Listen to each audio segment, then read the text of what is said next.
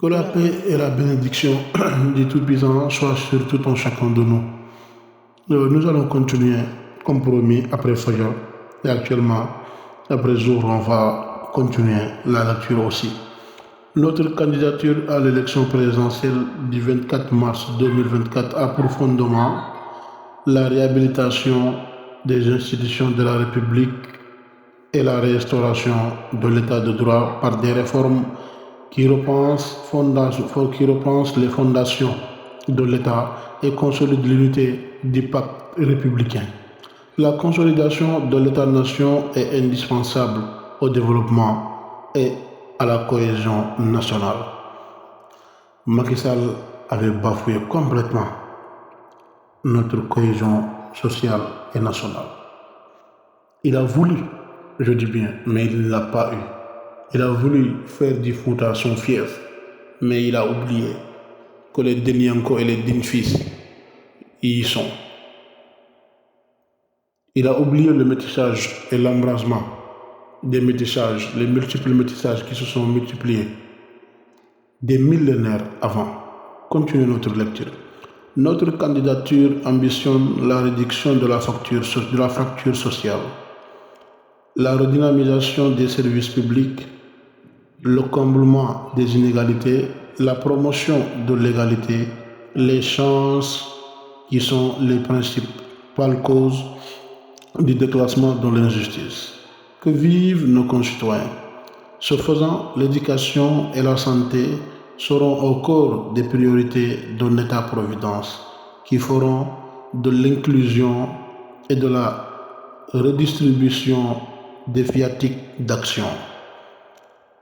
Notre candidature, construire sur l'idéologie d'un panafricanisme. Panafricanisme, ce mot-là, ça a de sens, de gauche. C'est sous-entendu par la volonté de proposer une offre politique de réappropriation de la souveraineté nationale. Voici le mot, réapproprier notre souveraineté nationale. On ne l'a pas complètement perdu, mais on l'a perdu à presque plus de 50%. On va se la réapproprier, bien entendu, de notre souveraineté nationale.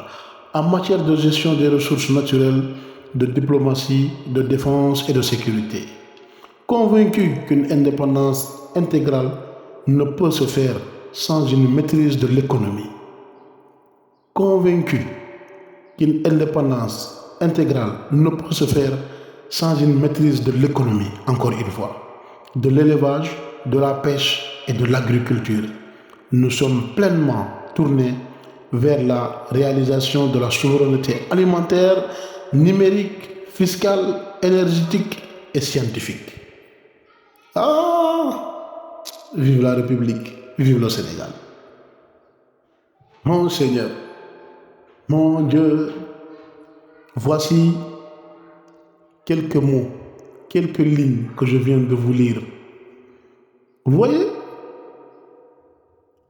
les mots n'ont de sens que dans leur contexte, c'est bien vrai. Mais nous savons tous que le Sénégal et l'Afrique dans son entièreté en a besoin. Il nous faut notre souveraineté. Non à l'ingérence des Occidentaux. Non à l'ingérence et à l'imbelligence de qui que ce soit. L'Afrique aux Africains, point à la ligne. Il faut savoir aussi, mes frères et sœurs africains, frères et sœurs sénégalaises, il nous faut savoir que